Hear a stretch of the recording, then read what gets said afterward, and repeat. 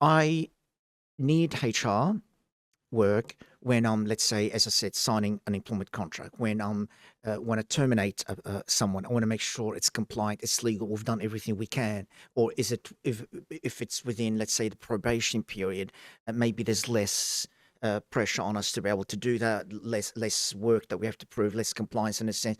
But I check all of that with my lawyer. Um, it's about the knowledge, it's about the confidence. I can do all that right now with AI.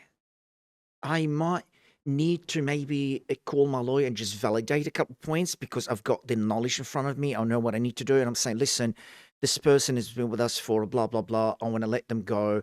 I'm concerned about a blah, but I think it's good blah. What do you reckon? Yep, I think it's all good. No, you're right. So now it's gone from 2, 3, 4 hours to about maybe 5 minutes or to nothing. But it's interesting, so that HR and legal, clearly, I mean, employment law, it's law, right? So compliance, so HR and legal, correct me on that, for someone like me, that's all compliance. It's all about part of it, I'm sorry, about being compliant, being not to get in trouble with the law in a sense, or with the governments, etc. And I'm telling you, 95% of all those consultations will be eliminated by consulting an AI agent. That was a beautiful example, Anwar, because it kind of helps me to understand how you and I view HR. Sure. I think your starting point was that HR is about compliance. HR is about... That was rude. That was not right. That's only one part of it. Compliance is only one part of it. And in fact, I would argue it's... So I apologize. I would argue it's the least important part.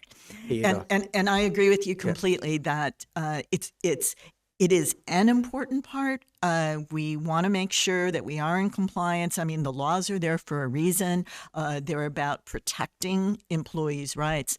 But I think if we think about HR as really being more about getting the most out of employees, helping employees to develop their full potential, where I see the magic of AI is getting rid of some of that clutter and administration that takes up so much of our time and effort, so that now we really can focus on the relationship part.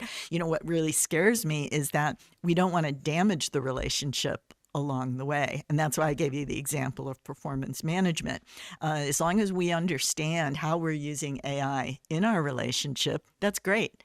Or, when you give the example of, I've made sure that the contract is correct. But now when I discuss the contract with my client, or when I discuss the termination with my employee, that's really personal. That's about the relationship. And, just because you use the example of termination, we know from a body of research that when a termination is happening, when a layoff is happening, so a non-voluntary exit, what the manager says at that moment of exit is twice as important as any other factor you can think of in influencing how that person leaves as they exit the organization. So in my literature, there's something called the vendetta effect, where an employee who's laid off is so angry about the layoff that they'll engage in sabotage or bad-mouthing them on social media. And so I just want to make the point that individual interaction is super important. We don't want to lose it.